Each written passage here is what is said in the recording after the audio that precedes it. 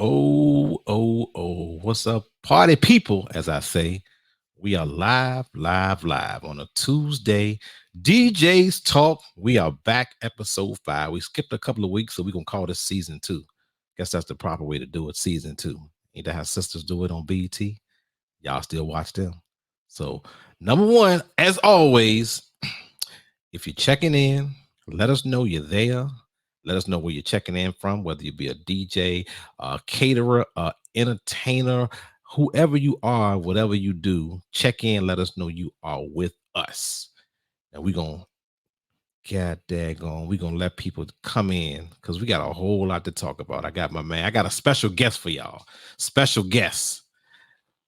I ain't gonna tell y'all who it is, but y'all must have seen the post. Y'all wouldn't be here. Y'all already know who it is. It's my man E. I'm gonna bring him on about 2 or 3 minutes. But first and foremost, I want to say everyone again, whoever wished me a happy birthday the other day, September 10th. I appreciate y'all, whether it be on the DJ side or the personal side. I do appreciate it. I do want to let whomever know that. What's up, G Diamond? Where you been? Where you been? Where you been? You've been out of commission for a minute. Come back and rep your city. Rep your city and do what you do. But every week I say the same thing. I'm not gonna foreplay it. We're not gonna ease into it. We're gonna go straight to the meat, straight to the bone and gristle, like a cookout on Sunday. That's how we're gonna do. So I'm gonna bring my man Eric Cunningham, my big brother. Good evening. Good evening. And I'm gonna first let him, because we got a lot to talk about. So I'm gonna let him tell you guys a little bit about himself from the rooter to the tour. Talk to him, E. Well, first of all, thank you for having me on. It's an honor to be with with the man. You say Stop. you're East End's favorite DJ, but I think you're Richmond's favorite DJ, in my opinion. Myself, Eric Cunningham, owner of Debonair Entertainment. DJ Debonair is my handle. Been a DJ for over 42 years. It's what I do. I love it. Well, I've been blessed to be doing this for a living. I love what I do, and that's all. Started in high school, and just here I am, just turned 60 and still doing this thing. So it's all good. One strong point. You said doing it for a living. There you go. That means Oh, you yeah. don't do anything else but DJ. This is it. So we got to stay busy. I mean, well, if it makes sense, and I know you are making sense of it. Well, personal question: How do you feel DJing versus a 9 to 5? Talk to them about that. Had both. I've always been one that wanted to control my own destiny. So being my own boss has its perks. I don't have anyone telling me when to get up, when to go to an office. But I got to put in that work. So I get up and I do that. So it's not like just showing up to a gig. I'm putting in the work. I'm going out there trying to find the business and book the business and do the business. Okay. I know I like it. I'm not full time yet. I'm not. Yeah. Oof. Gotta take that leap of faith, man. Gotta take that leap of Yeah, faith. Yes. I'm a strong believer in really the American way is that you get out of it what you put into it. And if you work an hourly rate, then you're at somebody else's mercy, and you're strapped as far as what you can make. Correct. So if you brand yourself appropriately and you do the right things and you have good customer service, you do right by people, then there's some flowers to that seed. Yes, definitely, most definitely. All right. Now, being that we have people starting to come in, I want you guys to, if you have any questions, go ahead and post them because we're going to try to get all questions answered. I wanted to be more so a Q&A, whether it be DJs or whether it be clients, brides, grooms, caterers. It doesn't matter. Post your question so we will attempt to get them answered because I have one of the number one professionals in the city, bar none. Bar none. If you don't believe me, do your research. And I was just going to put it out there like that. My circle is small on people that I bring onto this platform and I trust. And you're looking at one of those individuals on the other side of me. So first thing I want to talk about, and I look up here because I got a screen up here and I gotta stay on track because I go all the way to the left sometimes. All the way to the left. Now, the first thing We want to talk about the subject is wedding DJs. It ain't about we ain't talking about club DJs per se. We're talking about the wedding industry and being a DJ. Um, and I ask you, because I think you pretty much told me we need to bullet point this. Your role as a wedding DJ, not a DJ, as a wedding DJ. Talk to me a little bit about that, Mr. Eric. Well, actually, they're two different worlds, and probably a lot of us out there that do weddings, that's not what we intended to do when we first started. When I first started DJing, I thought I was going to be in the club 24/7, just spinning. Right. And I did that. I was a club DJ for years. I still do a couple of bars here and there now. But when it came down to the dollars making sense, found out that it's more profitable to get into the wedding business, where you're making $200, $300, $400 in a club.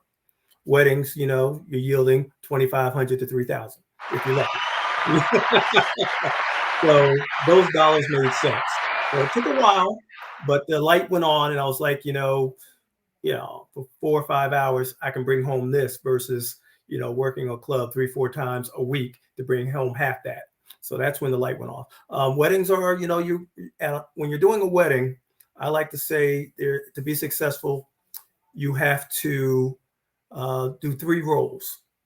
You have to be the butcher, the baker, and the candlestick maker. And what I mean by that is, 1, you have to be the DJ, play the music. 2, you have to be the MC, make the announcements, let the guests know what's going on. And then 3, which a lot of us, we kind of shy away from, we have to be coordinators on that day. We have to help facilitate all the different elements that are included in that celebration. So when it's time to do toast, you got to make sure everybody's in the right place. You got to make sure that, dad ain't outside smoking his cigarette while this man's giving a toast. You want to make sure everything flows very smoothly. So it's a lot more to weddings than getting up there and mixing. Mixing, that's, everybody can mix now. I mean, if you can't mix, you put it on sync. I mean, so that's the easy part. The music is the easy part. It's really about 10% of what a wedding DJ does. The other 90% is the execution. It's the preparation. It's getting to know your couples. And that makes a difference. That could be the difference between a good event and a great event. And, I like doing great events.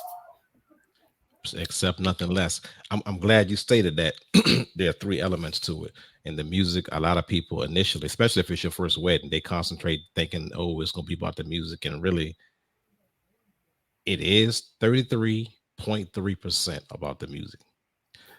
In my opinion, And keep in mind, if DJs on here, if y'all got a different opinion, put them on there. It's not about Eric, not about me. It's about just conversation and educating. Um, the facilitation part and the execution part, that is learned with experience. Period. So Mhm. brand new DJs, my advice is just learn it. Just attach yourself to someone in the industry if you want to be a wedding DJ, because there's a huge night and day difference. Night and Yeah. day difference. Definitely, definitely. Yeah. Now we promise we're gonna hit these questions. I see Dana Mason, and again, congratulations, Miss Dana. Her and DJ Chef Kev are getting married next year. Oh, congratulations. That's up. That's what's up. Now she is saying, as a DJ, how do you read the room crowd at weddings? Um, well, you want to go ahead and do that one first? Okay. Well, number one, the preparation. Well, number one, you gauge the energy from your preparation. I'm a stickler for your bride and groom. You let them know in your preparation, hey, people are gonna feed off your energy. If you outside smoking, they don't, whatever. Or if you on the floor dancing, I promise you, people Right, will gravitate to you. right. The way I read the crowd, and I just had a conversation earlier with a client that I had a consultation with. Um, I'm gauging my energy from the dinner music. I can identify a whole lot of where my action is going to come from based on how I mix. I never play mixes. I always live mix my wedding music unless I'm going to get a drink during cocktail hour. I might put it on autoplay. But when I come back, I'm gauging it because I want to know what they like. And you'd be surprised how much information you can get from your people while you're live mixing the dinner music. and how I read the crowd after that. I mean, I'm wherever your eyes want me to take you, I'm gonna take you. Exactly. There So, you go. what's your thoughts on it? Well, I always tell my clients that your crowd really they're going to dictate to me where we're going to go. But I do the same thing during dinner. I'm kind of looking at who's nodding their head, who's tapping their toe. But I have a different approach when it comes to when it starts, I get the more mature involved early because I know we're just happy to be somewhere. He said, Auntie, "We uncle, come on." yeah, exactly. We're just happy to be out of the house. So Okay. I let them have the floor early on. So I play those tried, true, proven songs that I know are going to motivate them to have a good time. And then, toward the end of the evening, that's when the energy picks up. We're a little more contemporary. We start dropping a little more, and everybody goes home happy. But part of reading that crowd is basically just feeling the energy in the room, and I've been blessed to be able to feel the energy in the room. I just know where we can go musically. I know if I'm dropping this, I'm getting a reaction. And it's knowing your music, And people knowing need to what understand knowing, that that's a skill. That's not just learned just because you're a DJ. yeah, That is a skill. knowing what goes into what and where you can take it, Hmm. and but more importantly, of knowing what to play is knowing what not to play, Right. and when to back it back off. So I typically will do at a wedding, and again, this works for me, may not work for everybody, but I do a 6-in-1 mix. I'll do 6 up-tempo songs, and then I'll drop a ballad or drop a slow tempo song. That gives people a chance to recycle the dance floor, go Okay. to the bar, get something to drink, and chill out, and then I bring them back. And Okay. typically when I do that, I'll drop that ballad that is a cross-generational song, Okay. something that everybody knows. So I rebuild that dance floor, and then I come out of that with something that's very popular, or that's on the bride and groom's playlist, which is very important. I'm one of those guys that I do my best and to work out their playlists. I do my best to make sure I play everything on their playlist, and then I fill in the holes with songs that I know are going to motivate and keep their guests engaged. But again, it's their day. It's not about me. They hired us to have a good time. But if they give me a list of songs, that means they want to hear those list of songs. So it's my job as a professional to know how to put those songs together where it makes sense. Yep. And that's the key. And if you do that, that really helps you read your dance. You don't have to worry about reading your dance floor because you're going to create a flow that's going to just keep them going. And I know I'm having a good night when I don't get requests. That's how I know I got it dialed in. I'm You know gonna what I mean? use that one. Yeah, yeah. So when I'm not getting Okay. requests, I know I got them dialed in. So that. But again, that's what I do, and everybody, you do you, boo boo. No, that's right. All right, hold on. Stephanie says not all DJs talk on the mic. Some DJs. And that's that's a peeve of mine. That's one of the things I say. If you're not going to do the trifecta, you at least have to have the dual. You have to at least have MC skills Mhm, as well as mixing skills. mhm. There are top guys in this market, and I know a lot of them that won't talk on the mic. So they'll do the mixing, and then we'll have to hire an MC to do the announcing. Right. And I mean, we got some big names in the market. They won't touch a mic. All they're Yeah. gonna do is mix, and that's okay if that's your thing. If you're not comfortable on a mic, then that's fine. But if you really want to be successful and keep more coin in your pocket doing this thing, Mhm. then you got to learn those MC skills.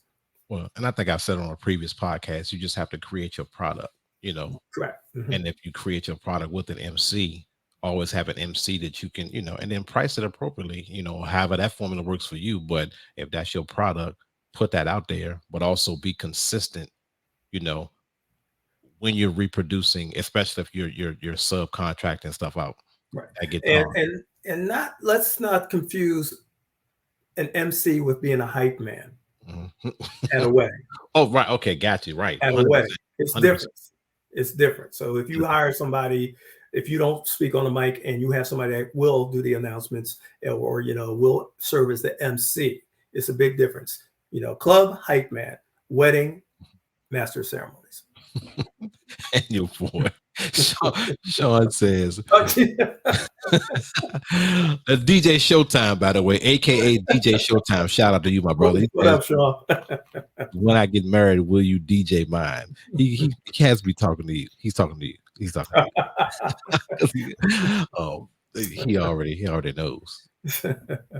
We Now, got you. we got the queen in here. She said, not to mention everything that you have to do prior to the wedding. Correct. Yes, definitely. That's one of my Preparation is bullet key. points. Yep, that's one of my bullet points as far as planning goes.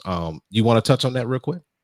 Well, yeah, the plan. That's where it all starts. It's the planning, meeting with the clients, seeing that if you're a fit for them, and if they're a fit for you. Oh yes. Okay, because that's a two-way street. I tell a story years ago when I started this. I just took any wedding I could get, and I did a wedding for a couple that they were a goth wedding. I knew nothing about golf's lifestyle. That's black painted fingernails and wearing black all day. And they had a wedding in the middle of at noon, in the middle of the August. It was hot. Everybody's wearing black. That were the groom and bride's friends.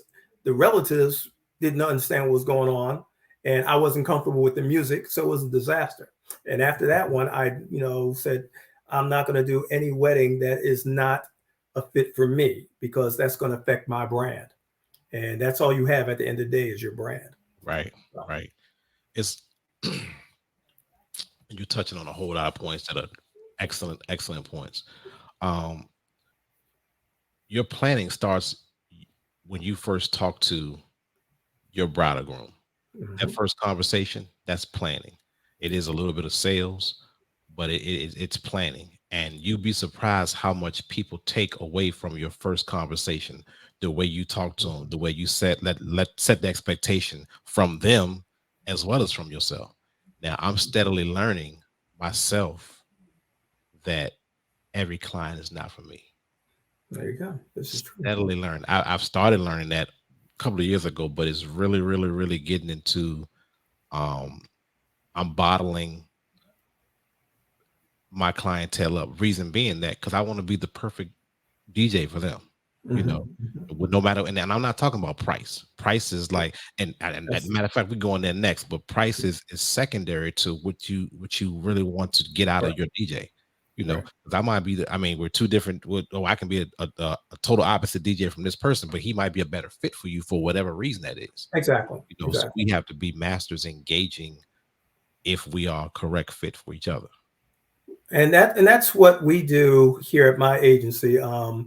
I talk to the client first, and then I match them up with a DJ that best fits what they're looking for. So even if they call and ask for me, I do that Q&A and see what are your expectations, what is the overall experience you're looking for, and based on that initial conversation, that's when I recommend one of my DJs and say, okay, I think this DJ would be the best fit for you.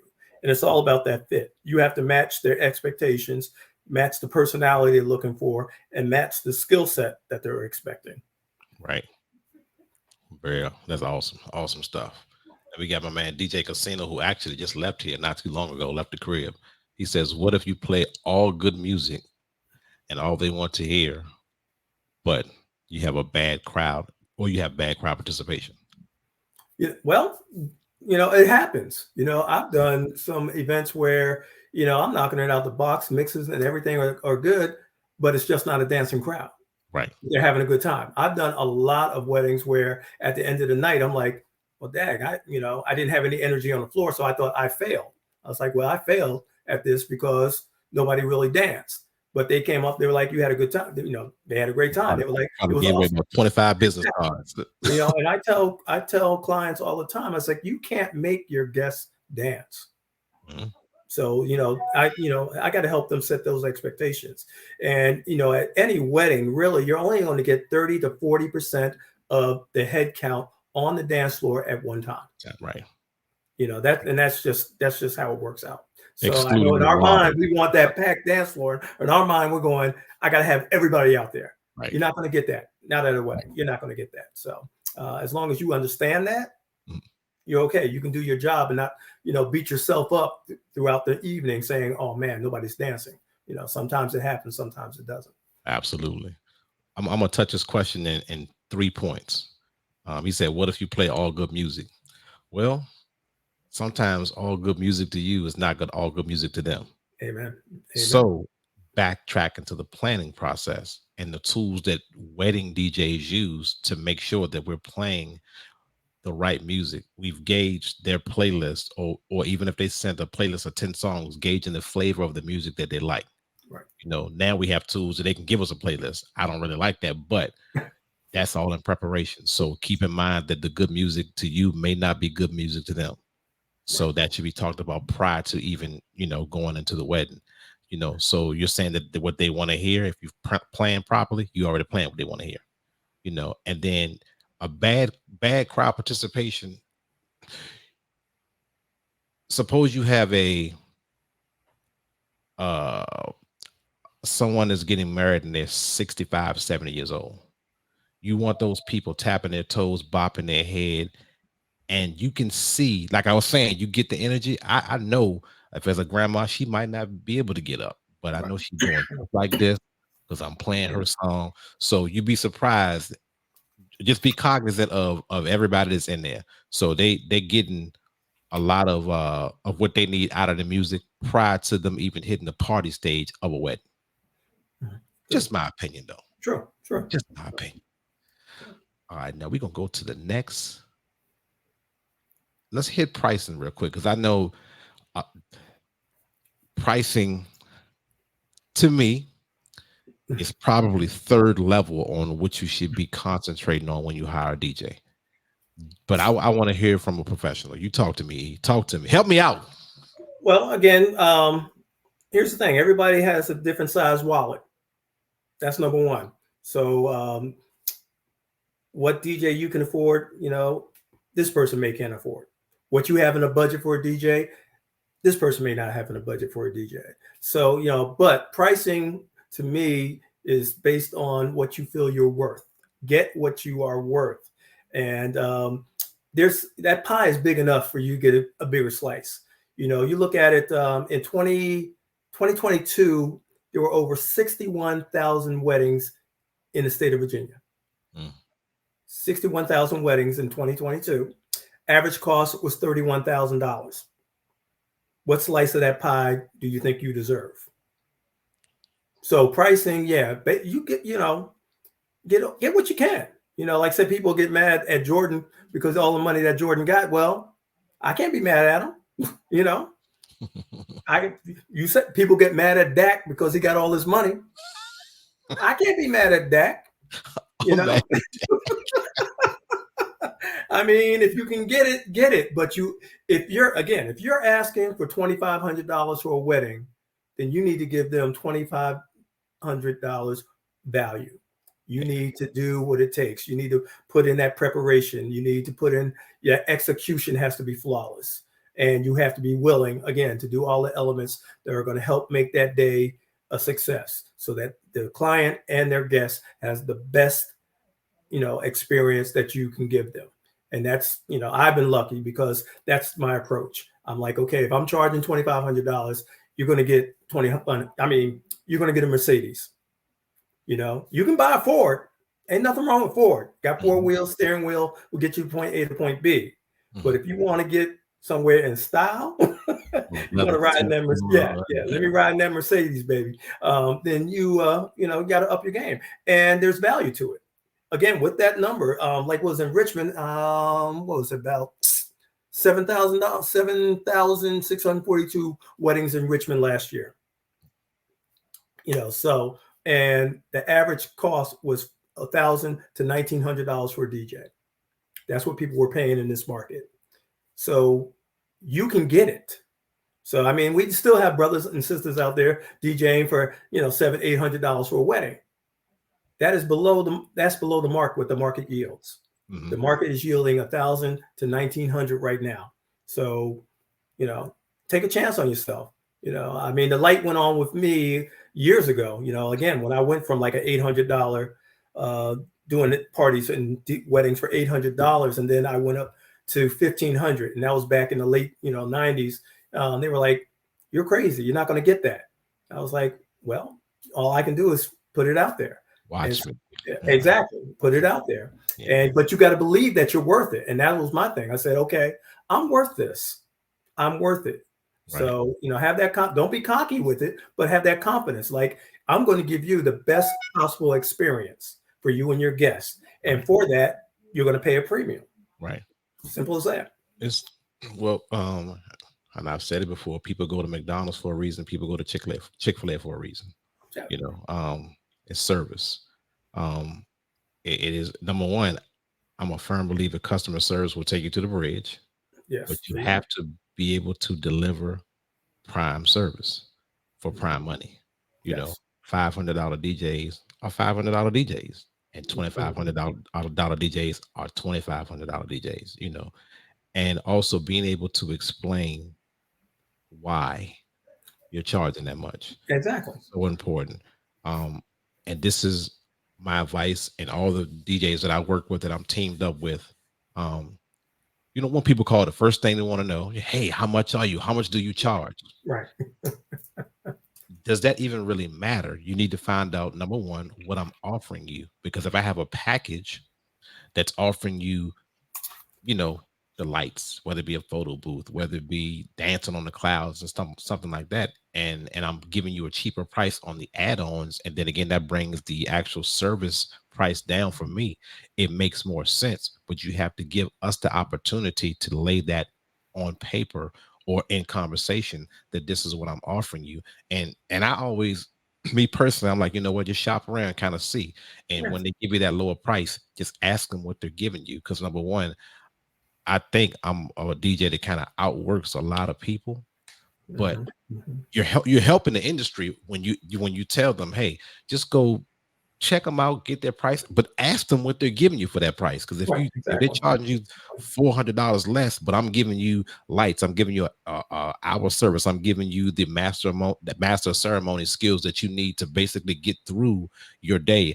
I have the experience to basically interact with your vendors. I'm telling your wedding coordinator, you know what, chill, because a lot of this I got, because I don't want you to make me look bad, because I Mhm. don't want myself to look bad, and I'm gonna make everything look good. I'm gonna make the whole product of me DJing, Right. that photographer, his picture's good, the videographer, her picture's gonna be good. The food I don't really care about, because if it's nasty, I don't care about that. But if I'm a product of your environment that's gonna make your whole experience, your whole day better, then you probably need to be paying me more than you're paying everybody else. True. You True. know, True. You know. that's the way I look at it. And when it comes to pricing, I ask my clients what's important to them. Number one, is it the music? Is it the dancing? Or because 9 times out of 10, they paid more for the broccoli than they have for their DJ. you but Right, but what are their guests going to remember? Are their guests going to remember the broccoli, or are they going to remember being out on that dance floor having a good time? right, So that's what I tell them. I said, that's what you're paying for. You're paying for that experience. And also, I tell my clients, you're paying for peace of mind. Your job on your wedding is to say, I do, and have fun. Hire vendors that are going to allow you to do that. And I allow you to do that, but it comes at a premium.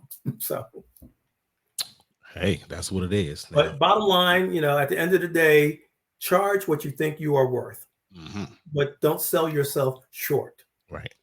You And know. don't be afraid to say no, don't Thank be you. afraid to say Thank no. you. Oh, I walk away from, low ballers all the time. I mean, but, because I know there's a rate structure that I work within, Yeah. there's a rate integrity that I want to maintain. And we pay for a whole lot of stuff that people don't know we pay for to make the day Oh, successful. I'm not talking I, about the value of equipment, but I'm talking yeah, about things that make our process work. exactly. They, You they, want to make sure you have the reliable equipment. Like, for instance, today, a new Sennheiser microphone showed up on my doorstep, and my really wife's like, "So, how much was that?" It's like, still out "Yeah, there. well, honey, you want to see what a $500 microphone looks like?" Well, No, not really. yeah, and I'm looking at. I should. And I ain't gonna even post it on the screen. I'm looking at. It was a post that was up a long time ago. It says what a DJ really does. It says initial meeting with couple, 2 to 4 hours. Preparation of music and announcements, 2 to 3 hours. Rehearsal and final meeting, 1 to 4 hours. Those times are extreme, but load up and travel. So that's load in, execution, and then load out. And the actual wedding party, or the wedding at the actual wedding, whether it be a ceremony, cocktail hour, and the wedding, and it says where it says pack up and load out, travel home. So it's total up as about 23 hours, which is Yeah, extreme. yeah, right. Yeah, I do about 12 to 14 hours on every wedding Yeah. preparation and execution. So, you look at it that way.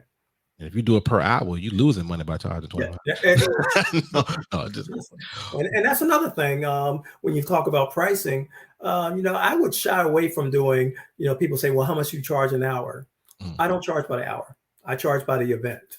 And that just like, here's my price. You don't have to, because if you do it by the hour, if I broke it down by an hour, I'm like, oh no, oh no, I'm not right. paying $500 an hour, no. So do it by the package. It's a little more palatable to the clients. Now, when you do that, do you hold them to a start time and a finish time? Yeah, that's the window. That's for X amount of hours, and I mean it includes Gotcha. setup and breakdown. But here's your package, X amount of hours. If we go over there, if we go over that time, then yeah, there's an overtime fee, and you will know that ahead of time. Gotcha. So on the day of at 10 o'clock, your contract ends, but you still want to go longer. Well, yeah, I told you in the beginning, you want to go longer. There's a fee for that. So A small fee, just a small it's just a fee. small fee. Yes, a So. small fee. But you're setting up the expectations. They Right, know if I want to go past 10 o'clock, it's going to cost me a couple extra bills. right, Yeah. right. So And Neil, who's a DJ, he says, "So, are you always, willing to train a good always, DJ and MC?" I need good people. It- It's the best training eh, to me is to just get out, come out, And do it. and Mhm. not just see me, see you. Go down on Fridays and Saturdays to see the other DJs to get ingredients and things that you think that'll work for you to put your own package together.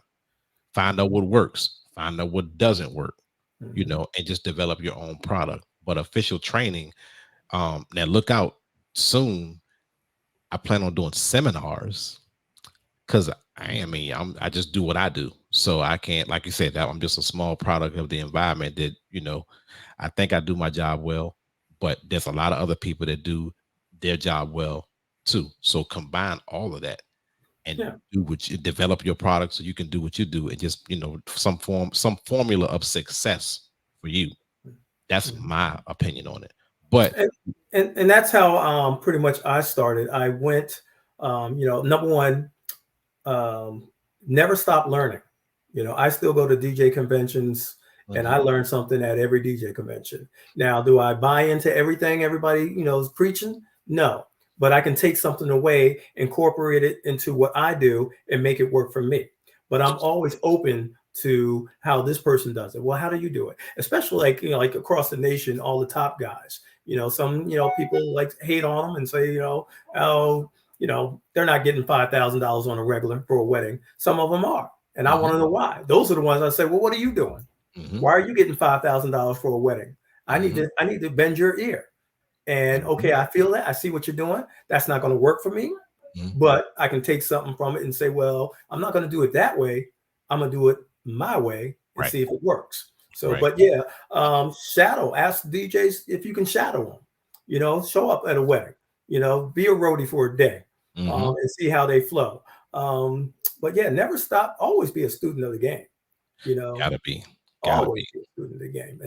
But yeah, definitely go out and see what everybody else is doing. Yes, indeed. Now, Mhm. DJ Showtime, wedding preps takes weeks. Clients don't know that. Well, some of them do, but a lot of them don't. I agree. I have people saying, "Oh, you're cheap," and some that say you're way too Sure. expensive, but Well, they don't understand the behind the scenes.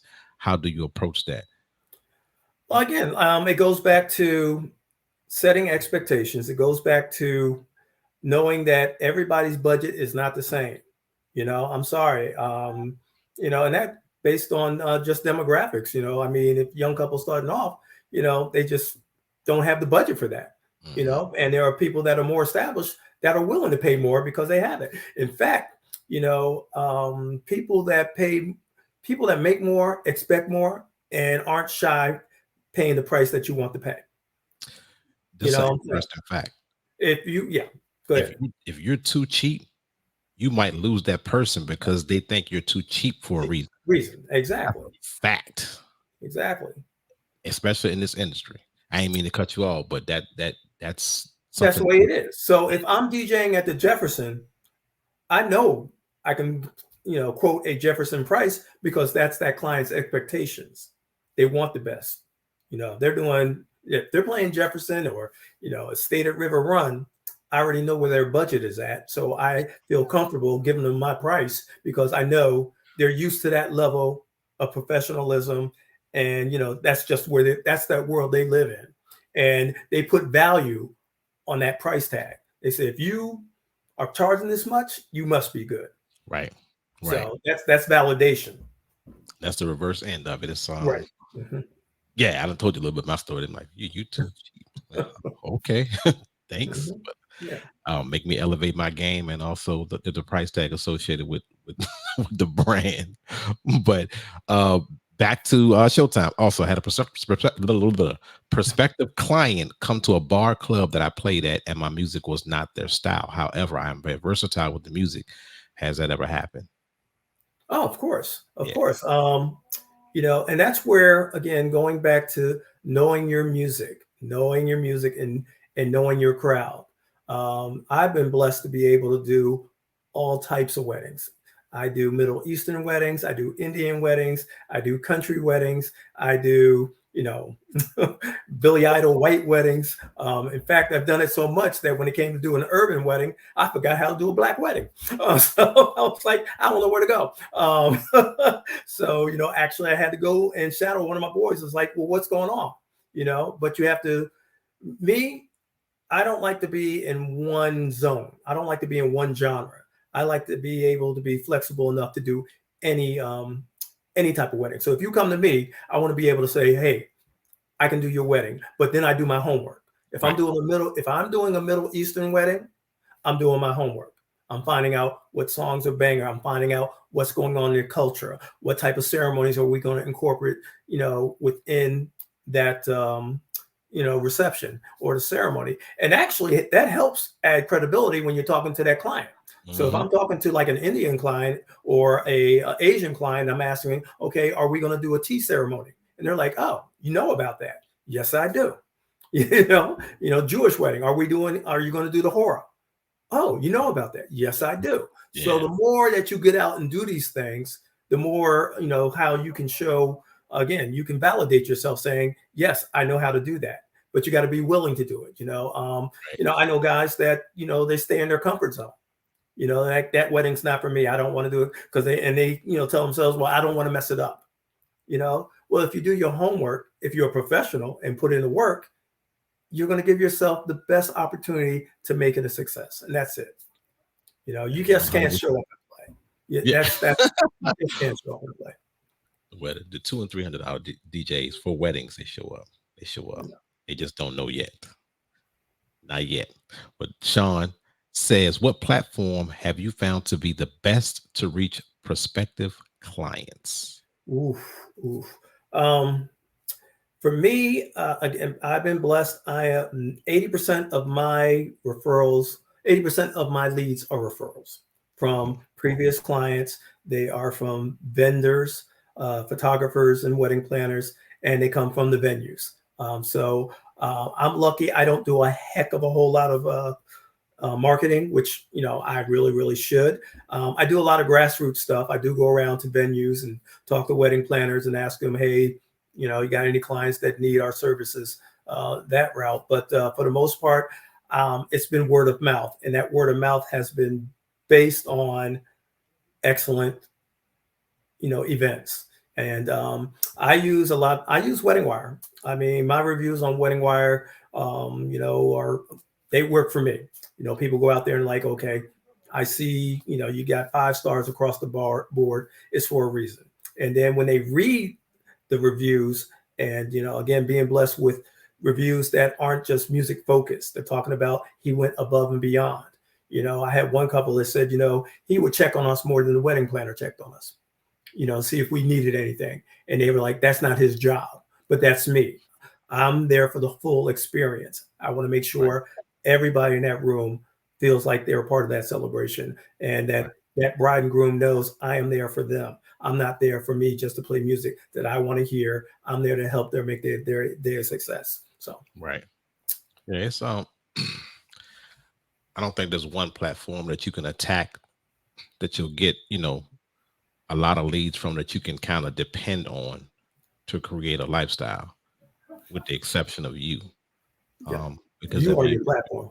yeah, if you're performing for whether you be at the club or the bar, or most importantly, whether you be at a wedding, weddings have between 75 and 250 people. Hmm. True. Hmm. So, and somebody out there knows somebody out there that's getting married, having a party, and just the way you perform, and then going back to how you display your versatility, then on your own platform, word of mouth is great, but you are your own catalyst for your business, You period. are your brand. Hmm. That's very important to know you are your brand, and you have to know how to project that brand and protect that brand.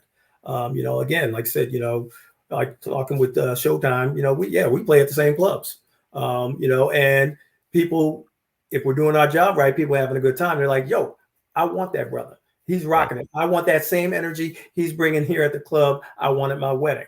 right. Well, you can get that. You can get that. You can You get know, yeah, you can get it. So it's going to cost you, but you can get it. So Damn, you'll get it. Okay.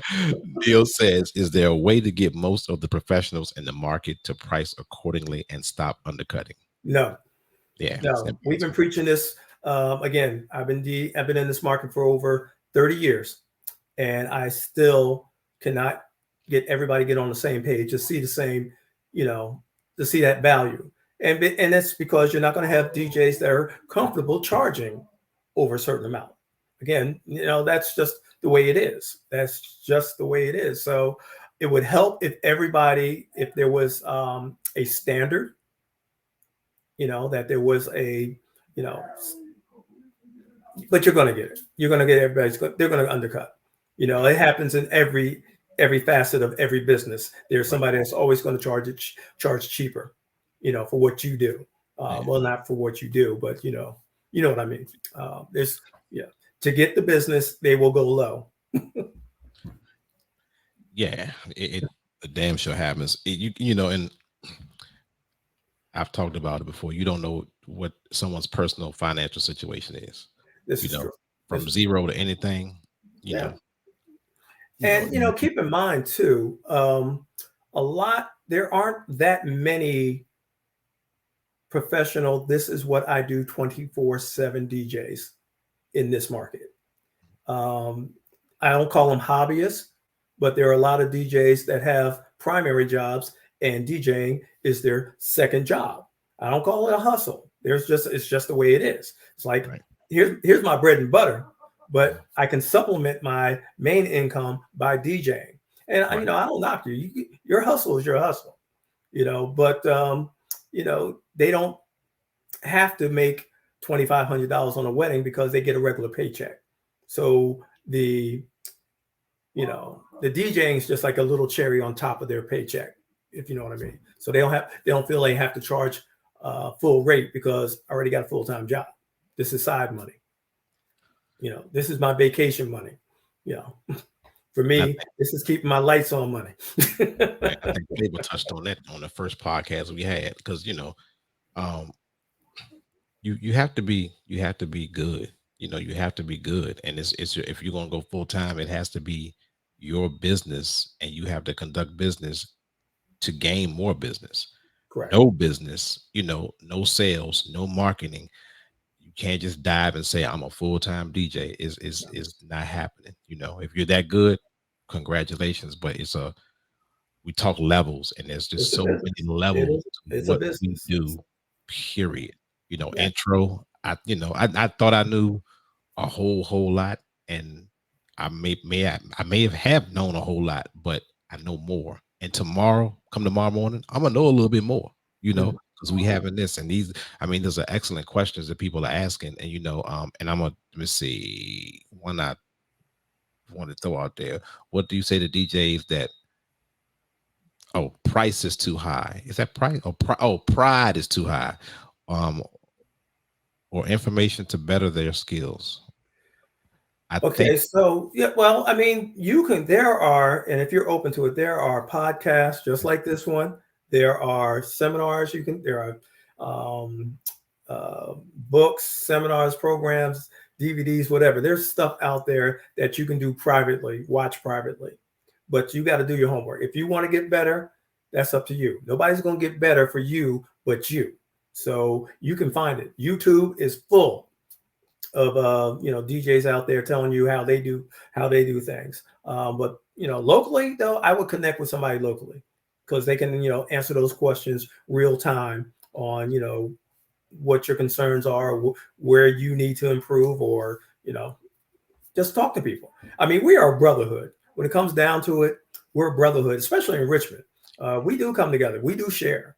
We used to have what was called the AJA chapter, the American Disc Jockey Association. We had a chapter here in Richmond where we brought all the DJs together. And it took tough because a lot of times DJs were like, I'm not going to come tell you what I do. Why am I going to show you what I do? That's, my advantage. It's not about that. Everybody does the same thing. We play other people's music.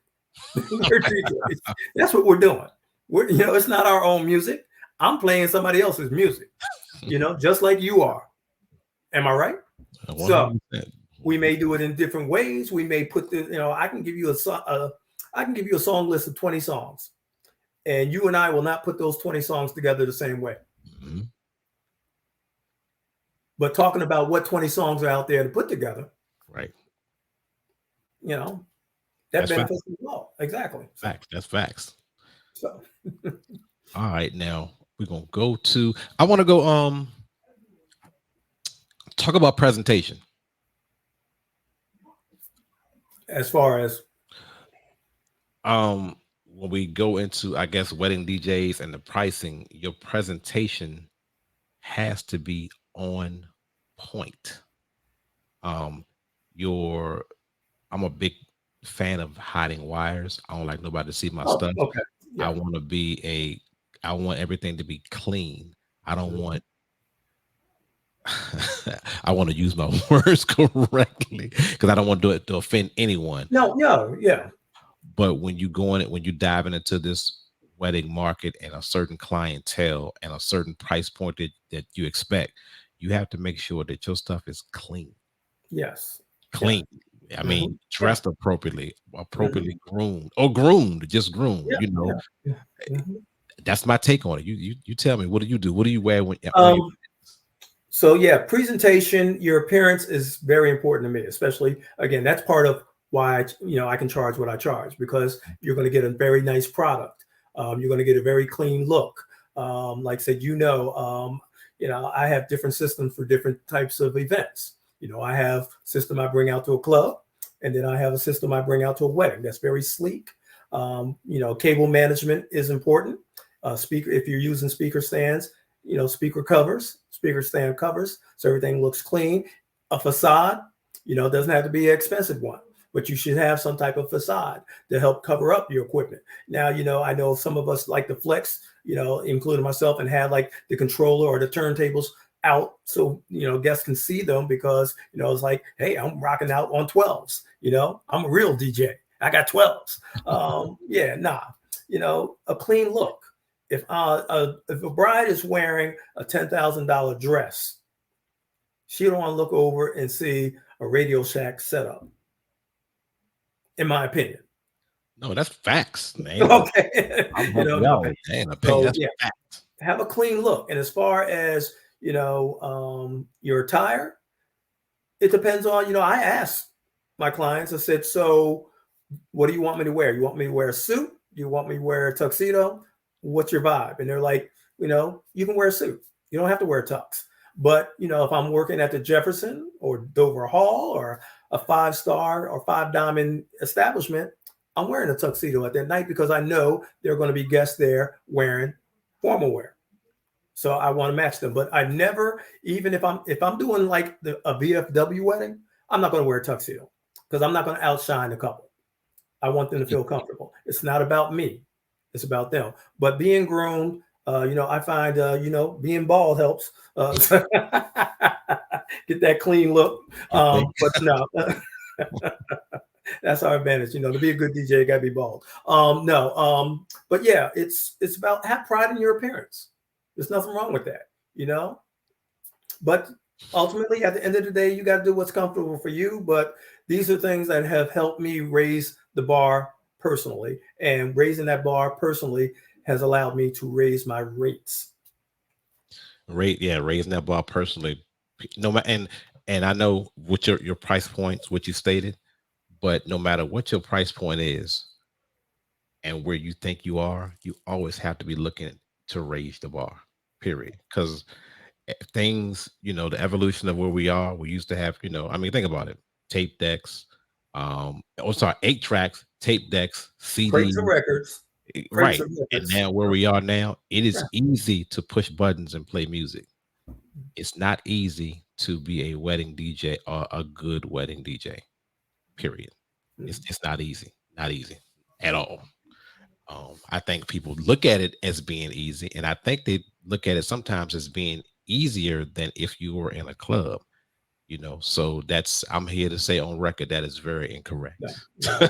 Incorrect. Weddings are a lot more, uh, I guess, a lot more intense than doing a club.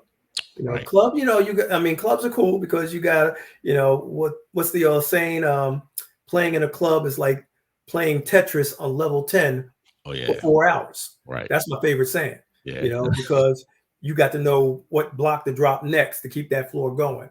Weddings is a little more, you know, unforgiving because Right. at the end of the day, you got to make sure that couple had a great time. You got to make sure their guests had a good time, You got one chance to do it. It's not a and repeat. that's it. You can't There do are it next no week. do-overs. Yeah, you So, can't do it next weddings, you got to week. make sure you pronounce the names correctly.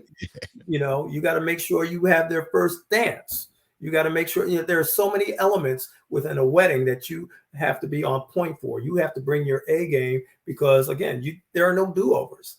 There's Yeah. no such thing as a second first dance. Simple as that. So, No, I had a interesting situation this weekend. We'll talk about it offline, but yeah, yeah, you just have to be on point, and there's a lot of people. I see a lot of DJs. My man DJ Adapter Don, and here I see Neil. Of course, DJ Casinos here. Um, it was another one, but how many of y'all are doing weddings on a regular basis? And I just want a poll of who we have on here. And I mean more weddings than you're doing clubs and restaurants. Just out of curiosity, if you are, just put a check mark or something like that so we can see. Because we may want to get you on the next podcast for wedding DJs. Because again, it's not about Eric, it's not about me, it's about us learning each yeah. other. Hmm. Hmm. Sean says I do weddings, wedding club. Good. Okay, yeah, we should have got you on today. Hmm.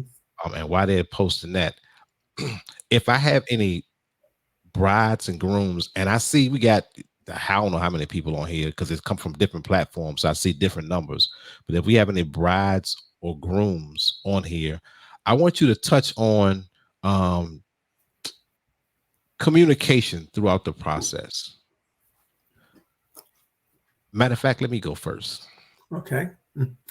Whether you're looking at the live broadcast or the rebroadcast, the most important thing, and it works two ways, is communication amongst clients. Number one, the first point of communication. Clients love as soon as they put an inquiry in on my CRM, I'm responding to them. Once I send a text, hey, I got your information, I'll call you back, XYZ, or what is a good time to call you back. People love that communication, that initial point of communication. Because number one, if you send me an inquiry and I'm waiting a day or two, number one, I might have lost the sale. Number two, they show that you're not as attentive as you need to be, Right. because that reflects on what they might think you're gonna do on their wedding day. Yeah. Also, clients need to communicate with us too. Yeah. Sure. Because it's Yeah. so important when you put so much on us to make sure your day flows like it's supposed to.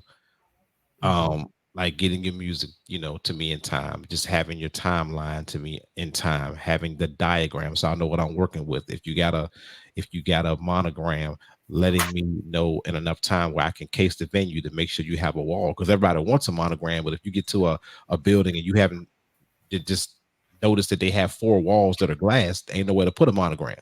Right. So those type of things that only experienced DJs will know to ask, to know to they need to case the venue. Cold Sparks, does the venue allow Cold Sparks?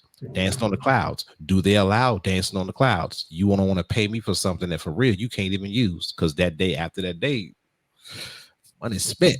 You know, give me your take on that.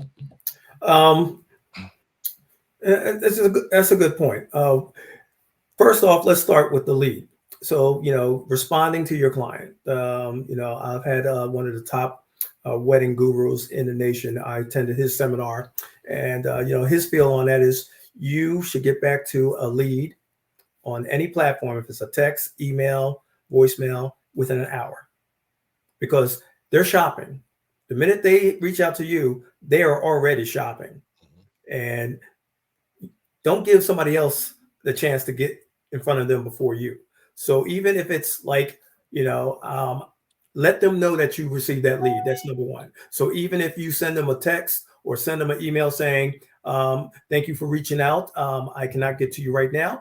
I will, reach out to you tomorrow. Send them something within an hour of receiving that lead, you know, and then it's follow up. So a lot of times you will get a lead, and you will give them basic information. And then what do? Do you follow up on that lead? How many times you follow up on a lead? You should at least give them 4 times, follow up with them 4 times before you quit. That's it. A lot of us quit after the first time. We say, oh, we do this, boom, boom, boom. And, this is what we charge, boom, boom, boom. And then we sit back and wait for them. They're shopping. If you want the money, sometimes you got to go after it. Mm-hmm. So I hit them up every 4 days. I hit a lead up and say, hey, just following up on the information I sent you. Do you still need our services or something like that? Mm-hmm. And they went far as in this in this seminar to say on that fifth one, you should even ask, well, did you elope? Because I hadn't heard back from you. So maybe you elope. So you can have a little personality with it, but show that you are still intent on getting their business. Right, right. Yeah, and if you get and I know you have a system through DJ Event Planner. I use HoneyBook, but Mm-hmm. they're automated ways to follow up that make Right. our jobs easy. Oh yeah. Um, I just started using a CRM about 3.5 years ago, cut down on probably about half of my admin work, Mm-hmm. man-hour admin work, because I still do it, just to make sure everything's in order. But the automated things, and people appreciate that. Now people can do things on their phone. They can book it on your phone, pay on your phone, set we have programs they can basically plan their wedding on their phone. Right. Right. So making things a lot easier. But as far as follow up, like you said, that's sales 101. Right. They may be busy. They're just starting the process. They Right. may be new to the process. They may be expecting, or someone might be paying for it that they had to get in contact with them that they haven't gotten back to them yet. Right. All of those things are factors, but Mm-hmm. follow up is have a system to follow up. Even if you Right. write it down on a calendar, follow up. That's Right. sales. you, you, Exactly. Exactly. you Mm-hmm. have to be a go getter if you want to get it. Yes. I like Um, that. Mm-hmm. Yes. now, now, DJ Showtime, you should be ashamed of yourself for asking the question. He's just helping us out, man. He should be ashamed of himself for asking this question. I don't care what level you on. If you're doing a party, if you're doing a cookout, if you're doing a wedding, if you DJing for, well, I ain't gonna say auntie in the backyard. If you're running a DJ business, A business. you need to have some way to secure. They need to secure your services with a deposit. Now they have to do the research because number one, and I saw this earlier, there are scams out there, even Mm-hmm. on the wedding sites. I didn't Yeah. know that, but that's a good scam to get somebody, hey, to put something together saying I'm this, I'm that, get a deposit, and just buck on it. That's free money. But Mm-hmm. again, clients, do your research. But DJs, entertainers, not just DJs, you have to get a deposit to retain your services or to lock that date. You need to get something on paper. I'm sorry. I don't care Yeah. if it's an invoice.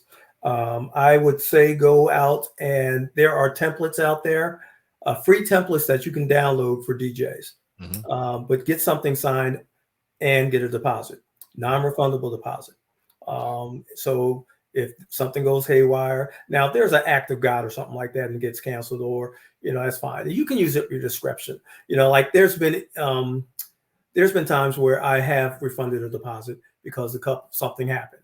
You know, Right. but that's for the most part though. I mean, things happen. Again, there you go. No deposit, no booking. You I sound got an like animal in my corner. She's an exactly. animal. Yeah, it is not a definite book date until I receive signed contract and a deposit. Once I have both of those things, then it goes on the books. Mhm. I mean, if I get, because I've had people send a deposit and won't send back the contract, I said no, I need the contract. And I have people that send back the contract and not the deposit. I was like, thank you for the contract, but we need a deposit to make this happen. Right.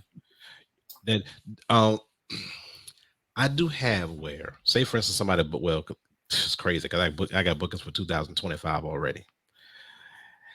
I do put a window where Yeah. if Hmm. something happens, Yeah. I'm gonna get the date covered. Now if it's within like 120 days, you know, Yeah. eh, Yeah. that's a different conversation. But I do have something that says, you know what, I needed to secure the date and know that you're serious, and I need to put that on my calendar. However, in the event something happens, you might break up with your boyfriend, girlfriend, whatever.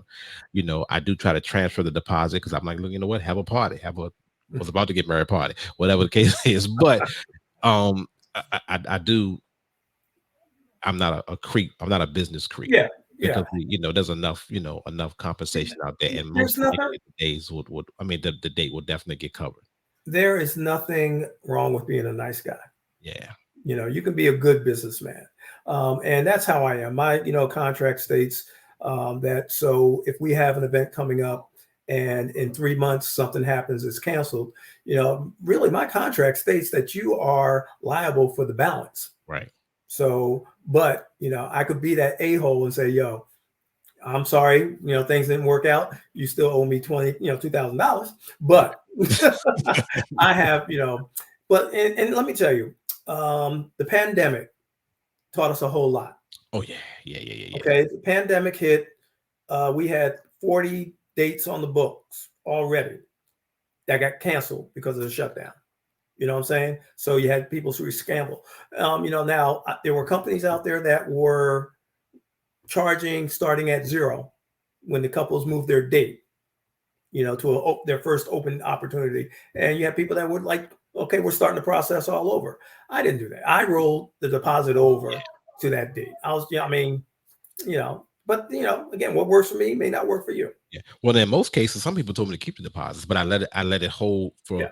I let the Right. deposit credit hold for longer than I normally do because of the situation. Right. I There's nothing don't wrong want to with give it. being a nice guy. There's Yeah. nothing wrong with it. I mean, it's the thing about it is, and like you said, it's word of mouth. Say, for instance, you do someone wrong, they're gonna tell somebody. Oh yeah. Oh They're yeah. gonna push the button on Facebook and they're Oh gonna yeah. say, with everything, because all the marketing you do can work in reverse. Yeah. Yeah. Amen. It can go against you. So just Amen. those are things Mhm. to keep in mind. Mhm. Another thing I want to do, even we're talking about deposits, wedding DJs. I won't speak for just myself because I know everyone doesn't do this, and I know you probably do, but 7 days prior to the event or whatever I get my time balance. frame you set, the Mhm. balance needs to be paid in full. Yes. Mhm. Because you don't want to do business, especially Um, weddings. yeah. You don't want to do business the day of. Right. Right. Granted, if they tip you, that's great, and that's an extra effort on their end. But charge enough where you're getting compensated, for what you do. But a time frame needs to be set where all the business is taken care of. The day of, I don't want to chase you. I don't want you to have Right. to chase me. Exactly. Exactly. We in there, we doing what we do, we executing, we getting out there, y'all, get married, go on your honeymoon, and we on to the next. And I'm Right. gonna send you a email asking for a Google review. But And that's just a word of advice that worked for me and clients that respect your business. They want to get it paid probably earlier than that. So to ask for Exactly. Again, it's kind of funny. And my wife and I, we joke about it because she does all the finances. But when we get prepaid on the day of, it's kind of like I feel like I'm working for free, kind of sort of. But I know I already got the money in the bank. yeah, But again, being blessed, I've been like 9 times out of 10, I'm going to get a nice size tip, a gratuity on the night of. yeah, And one of the things that I feel has worked towards our successes, saying thank you. I After every wedding, that Monday, I send out handwritten notes to the clients, to the bride and groom, just thanking them. And that in itself, I can't tell you how many brides have, referred me to their friends because they're like, he was cool. He gave us a note afterwards thanking us, for it. And, that it's just the little things that add up. So, and it takes you 10 minutes. Takes you 10 minutes, write a note saying thank you, boom, boom, boom. And I put a business card in there. 9 times out of 10, they're going to give that business card to one of their friends.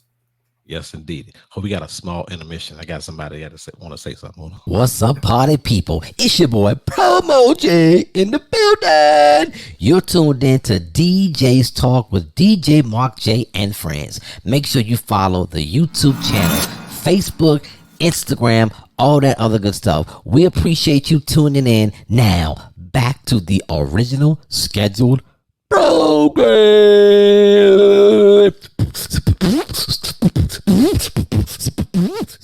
I had to let my man Promo J get in. I ain't let him get in last week, so I had to fit him in there somewhere. Marketing, baby. Marketing. Promo Marketing. J is in the building. He told me I need to pay him some. I'm gonna work on a little Marketing, conversation. baby. Now, let me see. One, Reggie Mack. What's up, DJ Stop Mark? Reggie And of Mack. course, fellow DJs. It's definitely harder to DJ in the clubs. For the owners, depending on you to maintain weekly clientele. Weddings are once in a lifetime and all done. Sorry for being late, man. Come on, you here? We just want you here, bro. We just want you here. I, you touched that, Eric. You touched. Yeah, I feel you. But if you do what you're worth, again, 80% of my business comes from referrals from a previous wedding I've done. And that's facts right there. So I do a good enough job where they're telling other people about me, and I get business. When I ask how'd you find out about me, oh well, you did so and so's wedding. So yeah, I get what you're saying, but yeah, it's a once in a lifetime event, and you have to do it right the first time. Again, we spoke on this before you came on board, Reg. That you don't get do-overs. You get one time to get it right. And if you get it right that first time, then people are going to refer you. So, I rely on that. Again, I do very little to no marketing, and I'm doing 50 events, 50 weddings a year. Do the math on it. Do the math. Ching ching. But we ain't gonna talk about the mathematical formula of that. Reg definitely is. I'm gonna say it's harder because I mean we all know the promo game, Yeah. the promo game, and the promoters game. Now I will say during the week, if you're getting whether it be restaurant or club money, obviously it's not gonna be wedding money, but that's good. But it's also depends on the marketing that you've done because you've established yourself, you have your brand. First of all, people have to like your brand, but you have to market, and they're depending a lot on that. So it's more so you having a business relationship with the people, establishing, hey, I know where you're at right. Well, this is what I did. I know where you're at right now. You got 10 people in your restaurant on a Wednesday. This is what I'm going to do because I know the value of alcohol. I know the value of profit margin on alcohol. So if I put 10 more people in your building the first week, okay, and those 10 people tell 2 people, one of them show up, that's 20 people, along with, now this is where promoters and people get it twisted, along with you guys promoting yourselves as a restaurant with a DJ and helping me and putting my name on, whether it be a fly, whether it be on your TV, whether it be outside, whether it be if you paint my name on the sidewalk in front of it. I don't care what you do, but it's a combinated effort. And a lot of promoters get that twisted. Yeah. Got that twisted. So it's a business relationship so we can all grow. Not that I'm at one spot, one compensation package, and you growing, tripling, quadrupling, and I'm still at the same, but you Right. got to be able to, you got to be a good But you business can't be person. scared to ask for what you're worth. Again, there's a formula to number of bodies in a bar versus what you should be getting paid per head in that bar. It's out there. You can Google it, but yeah. But I think on a previous podcast, you guys spoke on that, how, stepping away from the wedding world, but with clubs that, a lot of promoters or a lot of bar owners expect you to bring it, Mhm. And that's okay. You can grow it. The little spot I play at, it was a lazy Thursday when I started a year ago. And now it's they do well on Thursday night. I take some of the credit, but they take some of the credit because, they promote it as well. Right. And I don't do it for a heck of a whole lot of money. I'm not trying to. That's my therapy. So I do clubs because it's my therapy. But you got to look at it that, there are people that are a draw. I know I'm not going to draw what a Mark J is going to draw at a club because clubs aren't my thing. Weddings are my thing. I'm not going to draw. I don't have a following like you or Showtime at a spot like that. But I do know that I am consistently good at what I do. Right. And that makes me successful. Right. But an easy solution to that, Reg, if you're still on, ask them for a piece of the bar. See how that work out. Yeah. If nobody shows up, you don't get paid. But if it's packed, you get paid. And a lot of promoters don't want to have that conversation. But that's an easy solution around.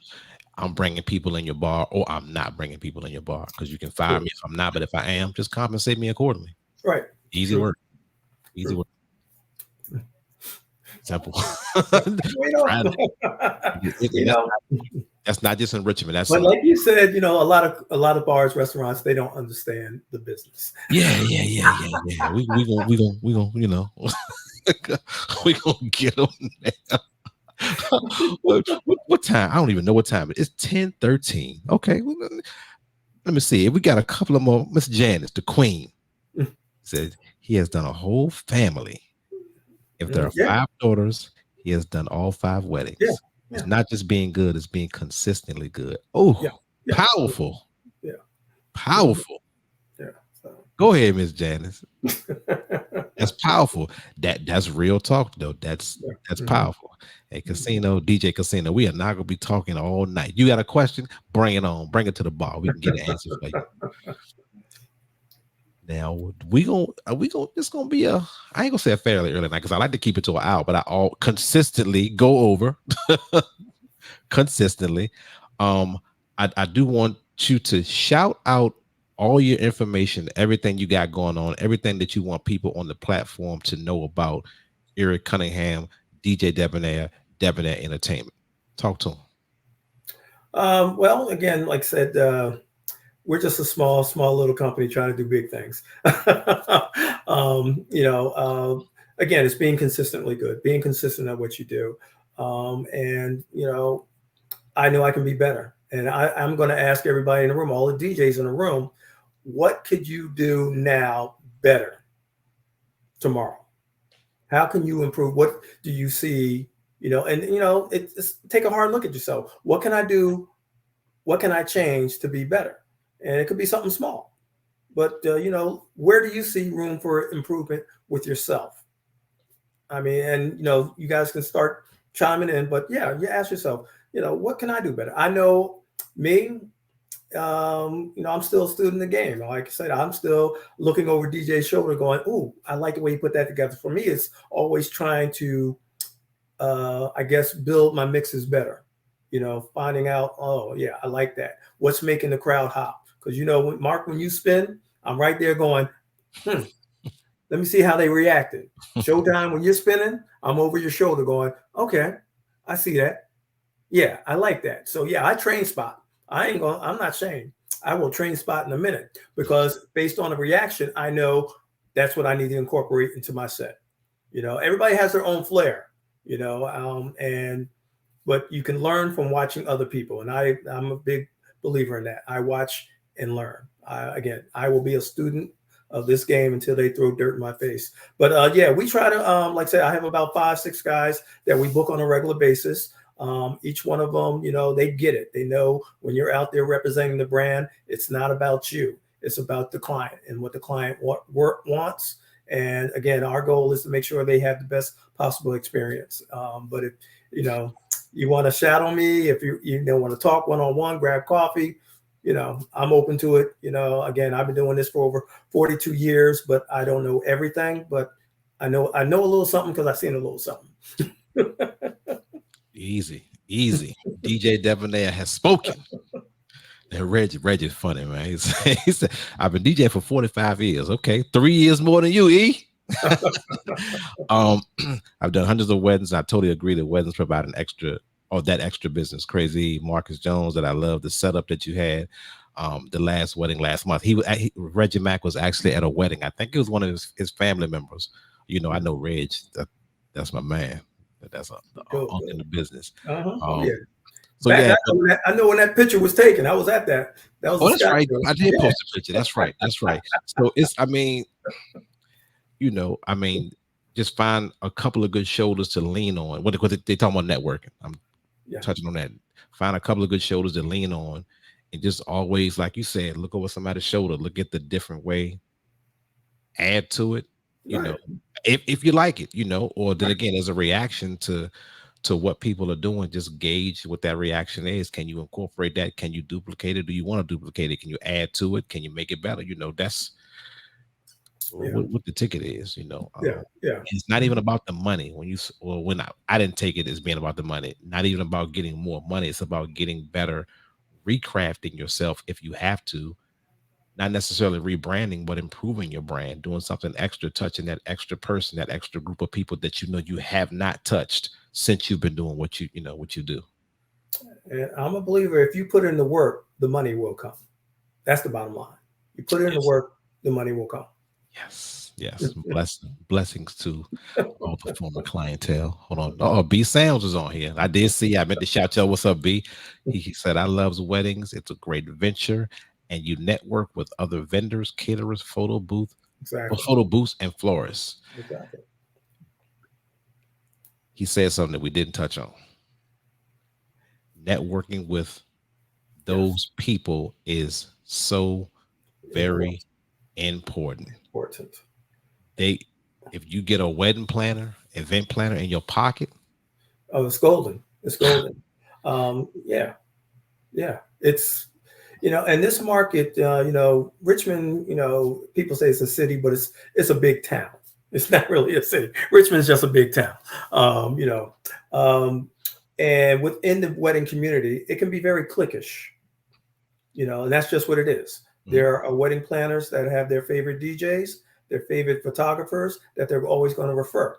So, I recommend just, keeping in contact with wedding planners and venues and stuff like that. Knock on doors, just say, hey, can you refer me? Take them out, get a cup of coffee. And I can't tell you how many times I've worked with a new wedding planner at an event. It's been a great event. And, the next client that they have, they refer to me because you're fresh in their mind, you're top of mind awareness. But if you just do that one and done and don't keep in contact or, communication with that wedding vendor, then, that's a disservice to yourself, and I got to do better at that. My wife tells me all the time, you don't network enough, so it's a grind, but again, if you put in the work, the money will come. Yeah, I forget sometimes as well. I'm trying to do better. I think I do okay. Yeah. But when you go to a lot of these venues by yourself, you can't do everything. Like, true. I wish I could video myself. I can't. True. Because that's content. Content is golden these days. But it is what it is. Now we're going to take this last comment. You also got other DJs that will talk down on you just so they can get the no doubt. Yes. But that's another thing. People will undercut you. They will make you look bad in the client's eyes to get the business. That's why it's very important, like I said, with my guys, to protect the brand. to carry yourself in a certain way. Unfortunately, I won't say unfortunately, I'll put it out there. I had a guy that didn't like to do weddings, and really talked against doing weddings. And because he did that, word got out, said, hey, we got DJs that don't like doing weddings. I'm like, oh, that's not true. But that hurt the brand. So, you got to be careful what you say and how you represent yourself out there. Man, I say let them. If they're going to talk about you, just let them. What can you do about it? Nothing. Nothing. But, without haters, haters need love too. Haters need love too. Yeah. You won't be liked by everyone. Your style will not be liked by everyone. You just need the majority. And if the majority is making you successful, then that's what you roll with. Whether it be and it may be another, who knows what the reason may be, but who cares? Because you don't have, as a person, you don't have time to unfocus yourself on that negativity. Negativity, right? Your tunnel vision. Cat Williams said it best. Yeah, you ain't got haters, you ain't doing something right. Right. Your tunnel vision should be on positivity and success. Exactly. It has to be. There's no other way. No left turn, no right turn. Your red green light is right there. When it turn green, keep going and don't look back. Right. Mm-hmm. Focus on you. Just focus on you. That's it. They're hating for a reason. All right. Focus on you. And this is the last one. This is the last one. Okay. B-Sound says, and you should be ashamed of yourself too, asking how far out should you book a wedding? I'll book a wedding. Whenever I get it. Yeah. Whenever you get it. Get married in 2030 and pay me a deposit. I have 2025 dates. Yeah. Yeah. So, I got 2025 dates. Get it. Lock it down. Lock it down quick. Quick. Also let them know if something happens. But then again, if they're serious about it and they want you, but this is crazy that you said that, because it was I did a motorcycle party for a group of guys. It was successful, and they called me 2 weeks later to do one that I think was a month out, but I was booked. So he called back. He said his wife was having a 50th birthday party and he didn't want to run into that situation. So it's 2025 is on the books. He paid a deposit and he wants to make sure, and that's the energy that you have. When people want you, that's what they'll do. Exactly. And also, that means they ain't got to pay as much money when it comes, no matter what your process is as far as the payment plans and all the other good stuff, but it gives them the opportunity to get you situated for a longer period of time. But if they're serious about booking you and they want to pay that money, lock it down. Just don't die. That is what it is. Yeah. I have something to protect them, but also, just get it. If you're good, it's gonna happen that way. It's inevitable. Yeah. And that's it. Don't worry about the money. If you're good, you put in the work, the money will come. Yes, indeed. I preach that all the time. So, well, this is episode 1. The wedding DJ edition of DJ's Talk. If you're just tuning in, hello. If you've been with us the entire time, we appreciate it. And if you're looking at the aftermath, the rebroadcast, I hope you got some information. I will be posting Eric DJ Debonair of Debonair Entertainment. I will be posting his information in the link. I'll also be posting my own information in the link. If you want to get in contact with us, if you have additional questions, but just like you said, it was networking on that. DJs, network, clients, call and ask questions. I'm open for questions. I want your business. I want to earn it. But you know what? You might go with somewhere else. And I'm cool with that. I'm cool with that. Because again, I may not be the right DJ for, I'm just the right DJ for most parties. Most of them, not all of them. No, but on a serious note, we appreciate you guys coming in. We salute to everyone that's out there, all the business owners, if it was caterers, event planners. I don't know. Just check us out. DJ Debonair, DJ Mark J. We are signing out on a Tuesday, a rainy, stormy Tuesday. We will see y'all on the next episode next Tuesday, 9 p.m. We out of here. Bye, baby.